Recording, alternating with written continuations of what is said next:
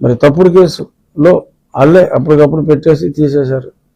మరి ఇంత నిజాయితీ ఉన్న కేసులో, ఇంత దారుణంగా తప్పు చేసిన కేసులో మరి వాళ్ళిద్దరిని ఎందుకని చేయలేదు అనేది చాలా దారుణం.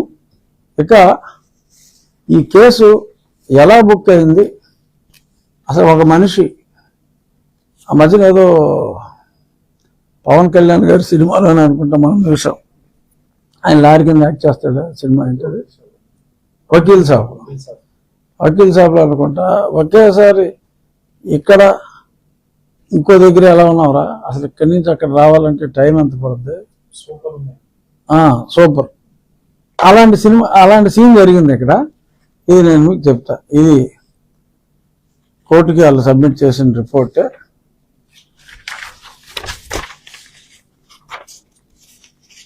కొంచెం జూమ్ చేసుకోవాలరా.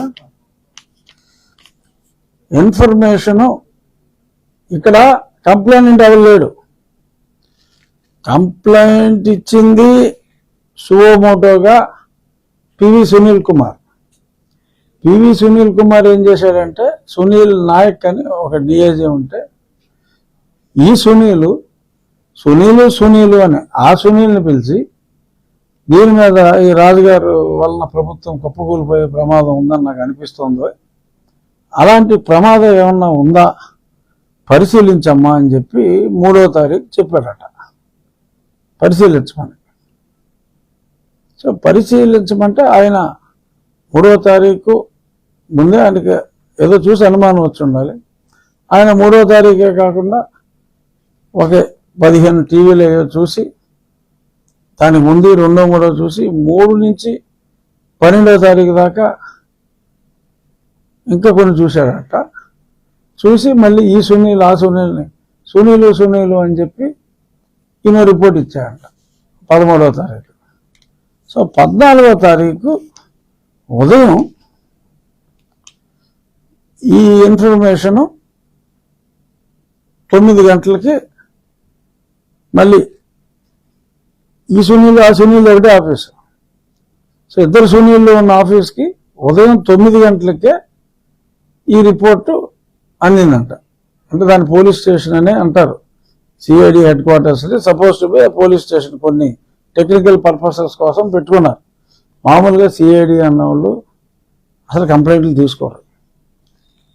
వేరే డిపార్ట్మెంటు వాళ్ళకి ఈ కేసును నువ్వు ఇన్వెస్టిగేట్ చేయని ఇస్తారు. అంతేగాని పోలీస్ స్టేషన్ లాగా ఎఫ్ఐఆర్ కట్టారు. వేరే కేసు వీళ్ళకి ట్రాన్స్ఫర్ చేస్తారు. లేదు ఏదైనా సీరియస్ మ్యాటర్ ఉంటే కోర్టు వీళ్ళకి రిఫర్ చేస్తుంది.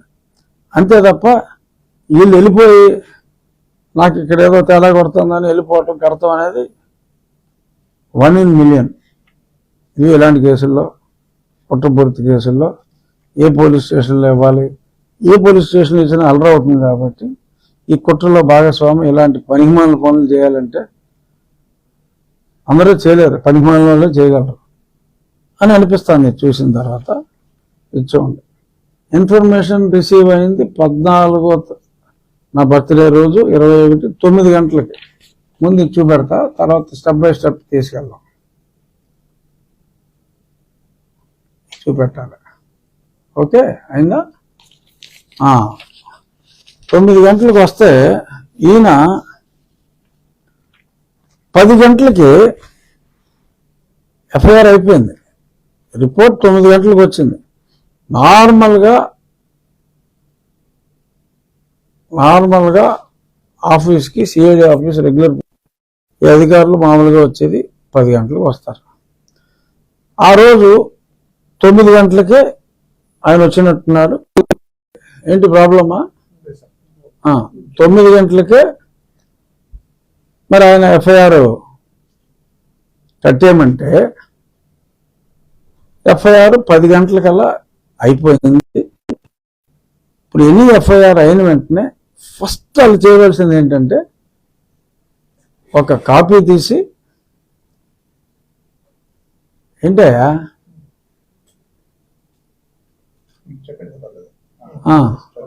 ఇంకైతే జూములు చేయమాక నీకు చేత కాకపోతే, అయితే ఒక కాపీ తీసి కోర్టులో హ్యాండ్ ఓవర్ చేయాలి.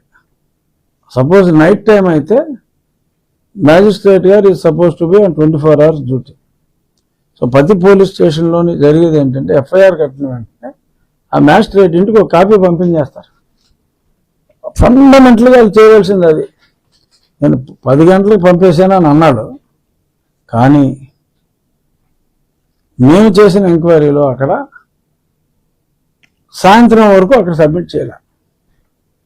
అంటే బహుశా ఆ కోర్టులో కాపీ వేస్తే నాకు వేరే రూట్లో తెలిసిపోతే నేను తప్పించుకుంటానేమో అన్న భయమై ఉండొచ్చు. అక్కడైతే ఖచ్చితంగా ఇవ్వాల. ఎందుకంటే నాకున్న సమాచారం మేరకు అసలు ఎఫ్ఐఆర్ అనేది ఇతని చేతికి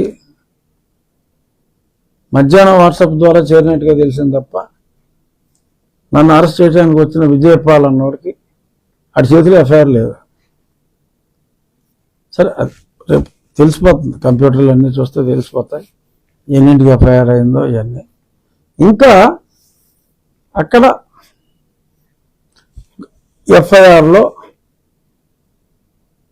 ఎఫ్ఐఆర్ కట్టి ఈ కేసుని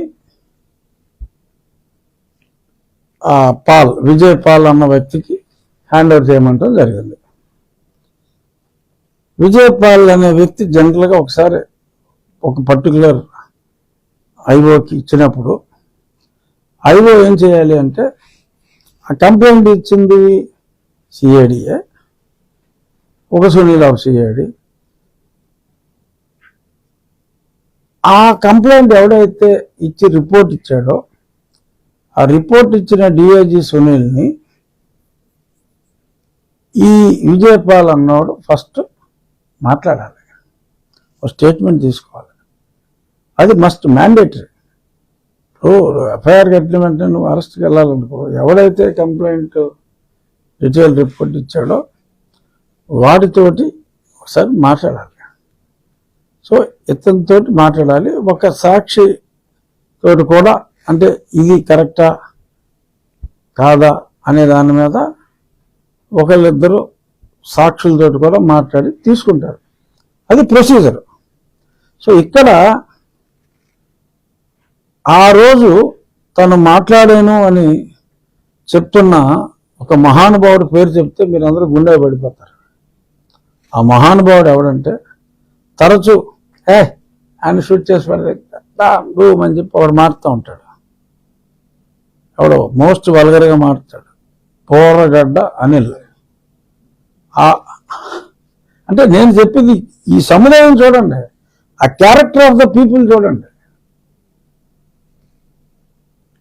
సునీల్ కుమార్కి బహుశా అతను అనుచరుడు అనుకుంటా, బహుశా ఆ బోరగడ్డ అనిల్ అన్న అతన్ని సరే కలిచాడో మాట్లాడాడో మనకు తెలియదు, కానీ మాట్లాడినట్టుగా తర్వాత రికార్డులో పెట్టుకున్నారు. ఇప్పుడు 14వ తారీఖే he is suppose to have interacted with Sunil Naik. ఇద్దరు Sunil like confusion, DIG Sunil, additional DG Sunil. So DIG సునీల్తో మాట్లాడాడో లేదో తర్వాత మాట్లాడానని రాశాడు. బోరగడ్డ అనిల్తో, అనిల్ని అడిగితే అనిల్ ఇదంతా అంటే అయ్యి బాబాయ్ చాలా దారుణంగా మాట్లాడు సరే అని అతను కూడా చెప్పాడంట, పిల్లికి ఎలక సాక్ష్యం లాగా. సో ఈ 2 రిపోర్ట్లు వీళ్ళిద్దరిని ఇంట్రాగేట్ చేసిన తర్వాత ఈయన